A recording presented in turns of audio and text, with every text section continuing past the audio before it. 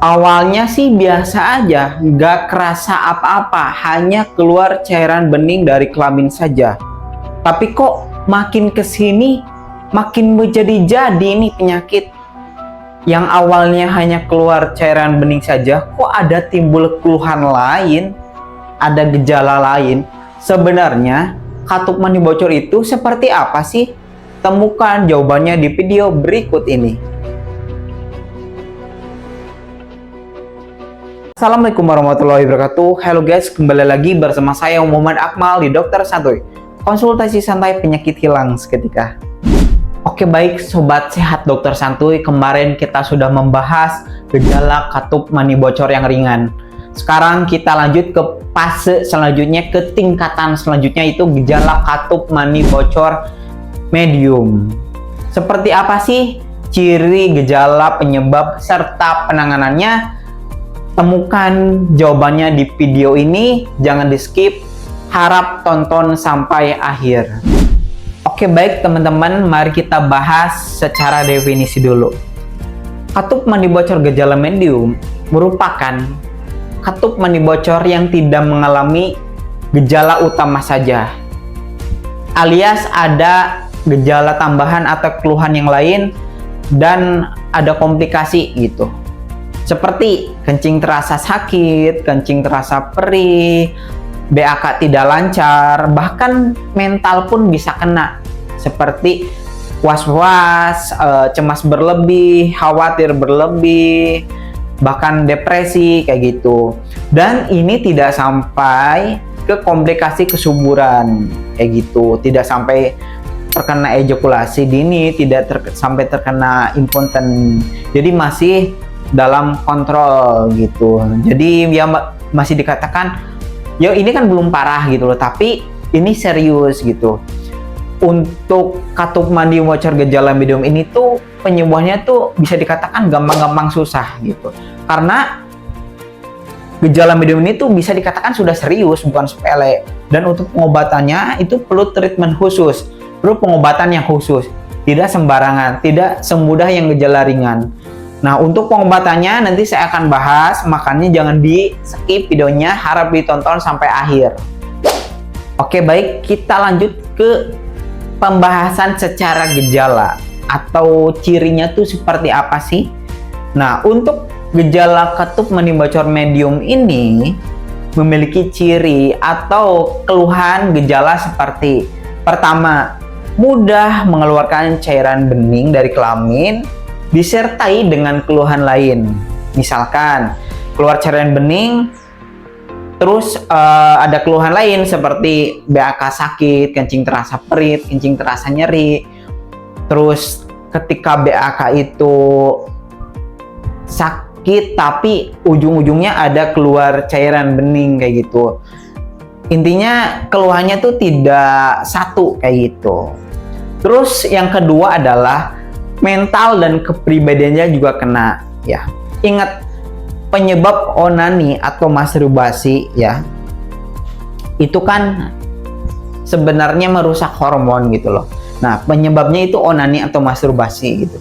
Jadi, orang-orang yang memiliki kebiasaan PMO atau keseringan onani itu sebenarnya bisa merusak kepribadian atau psikologis kayak gitu, karena otaknya itu ya selalu di pikiran-pikiran negatif lah kayak gitu. Efeknya adalah kepikiran juga ikut ngaruh kayak gitu. Bahkan ada yang lebih parah, dia sampai stres, depresi. Pokoknya tidak terkontrol lah, cemasnya, khawatir terus, takut terus gitu. Bahkan kayak nggak pede itu loh. Kalau di depan banyak orang tuh kayak hilang kepercayaan diri gitu. Bahkan ada yang sampai wajahnya breakout gitu loh. Bahkan ada yang sampai jerawatan kayak gitu. Terus yang ketiga, keluarnya itu tidak terkontrol. Jadi bisa dikatakan sering lah gitu. Frekuensinya itu lebih banyak gitu loh. Misalkan, baik ada rangsangan atau tidak ya. Misalkan lagi teleponan sama pacar, keluar gitu. Lagi ngobrol atau lagi berdekatan dengan lawan jenis, keluar gitu. Ya intinya bisa dikatakan ini lebih sering gitu, jadi tidak terkontrol ya. Intinya baik ada rangsangan atau tidak. Bahkan yang lebih parahnya adalah masa ngobrol sama lawan jenis misalkan atau teleponan sama pasangan keluar, nah berarti syahwatnya itu sensitif gitu. Oke, jadi baik, kita lanjut secara penyebab. Nah, kalau dilihat secara penyebab gejala katup mani bocor medium ini adalah karena gejala ringan yang telat diobati. Jadi penderita katup mani bocor yang gejala ringan dibiarkan alias tidak diobati kayak gitu. Jadi membiarkan gejala ringan gitu yang dalam waktu kurang lebih 1 bulan gitu. Jadi selama 1 bulan ini katup mani bocor itu dibiarkan. Jadi secara waktu bisa dikatakan membiarkan penyakit lebih dari 1 bulan sehingga menimbulkan keluhan atau komplikasi gitu. Kebanyakan orang, rata-rata penderita katup mani bocor itu beranggapan bahwasannya penyakit katup mani bocor itu bisa sembuh sendiri. Padahal aslinya itu tidak bisa karena ada infeksi di dalamnya. Yang dimana infeksi itu harus dihilangkan, dan dihilangkannya itu tidak harus dan tidak bisa sendiri, harus dengan pengobatan gitu.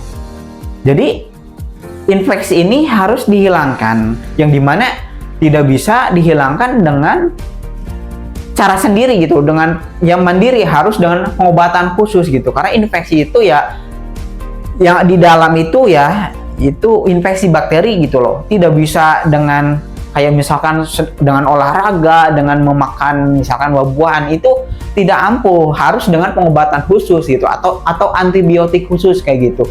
Jadi buat teman-teman nih yang masih beranggapan bahwasanya katup mani bocor itu bisa sembuh sendiri, itu salah besar. Hilangkan pemikiran seperti itu. Mungkin masih beranggapan seperti ini, saya tidak tahu, saya masih awam, saya masih beranggapan bahwasanya katup mani bocor itu hal biasa. Jadi apa salahnya sih coba mencari fakta-fakta gitu di luar. Tonton YouTube saya, video-video saya gitulah yang sebelumnya gitu loh, tentang penjelasan katup mani bocor bisa sembuh sendiri atau tidak. Coba lihat di sana. Saya menjelaskan lengkap kenapa katup mani bocor itu tidak bisa sembuh sendiri, harus dengan pengobatan. Coba ditonton di sana gitu. Ya, semoga bisa membantu seperti itu. Nah, selanjutnya bagaimana sih penanganannya untuk mengobati katup mani bocor gejala medium ini tuh bagaimana sih caranya? Nah, kalau sudah masuk ke fase ini, sobat dokter santuy nih, sudah berada di gejala medium ini, mau tidak mau ya harus pengobatan gitu. Jadi tidak bisa sembuh sendiri ya. Kalau gejala katup mani bocor ringan mungkin bisa dengan treatment kecil seperti rajin atau rutin senam Kegel atau mungkin konsumsi buah semangka atau alpukat gitu. Tapi kalau sudah masuk ke fase ini gejala medium, itu harus pengobatan kayak gitu. Jangan sampai ini kalian membiarkan penyakit ini tidak diobati sehingga masuk ke fase selanjutnya, yaitu gejala kronis. Gejala kronis itu lebih parah, pengobatannya itu tidak mudah, sulit, berproses, bahkan tidak cukup dengan 1 kali pengobatan. Bahkan bisa menimbulkan komplikasi-komplikasi yang lebih dari ini. Saya contohkan 1, lemah syahwat atau impoten, ejakulasi dini, itu contoh ya. Nah, untuk katup mani bocor yang kronis ini nanti saya akan bahas next time ya. Saya bahas next time di video selanjutnya ya. Maka dari itu, buat kalian nih yang sekarang terkena gejala penyakit katup mani bocor medium, saya sarankan segera melakukan pengobatan. Untuk pengobatannya gimana? Nah, pengobatannya nih khusus ya. Ada treatment khusus dari saya, dari dokter santuy. Bagaimana? Nah, kalau kalian pengen, boleh nih konsultasi dulu ke saya, karena saya di sini harus tahu gejala kalian, harus tahu keluhan kalian seperti apa, biar saya bisa memberikan pengobatan sesuai dengan kondisi penyakit kalian sekarang. Konsultasi di nomor WhatsApp 0812 1416 0701. Ya, insya Allah saya akan bantu. Silahkan chat saja ya, nanti saya jawab ya. Andri ya, sesuai dengan urutnya, nanti saya balas dari yang paling bawah gitu. Nah, ini serius ya. kalau misalkan kalian sudah masuk ke gejala ini, jangan sampai masuk ke kronis. Untuk pembahasan gejala kronis saya akan bahas di next video, di next kesempatan ya gitu. Saya bahas satu-satu dulu gitu. Nah, mungkin segitu saja video dari saya. Mohon maaf apabila ada kesalahan dalam penyampaian saya. Saya minta bantuannya buat kalian yang sedang saat nonton nih, yang belum like, komen, belum share, ya silahkan di share dan jangan lupa di subscribe untuk membantu saya, mendukung saya membuat video-video edukasi lainnya ya, karena subscribe itu gratis ya. Sekian, terima kasih. Wassalamualaikum warahmatullahi wabarakatuh.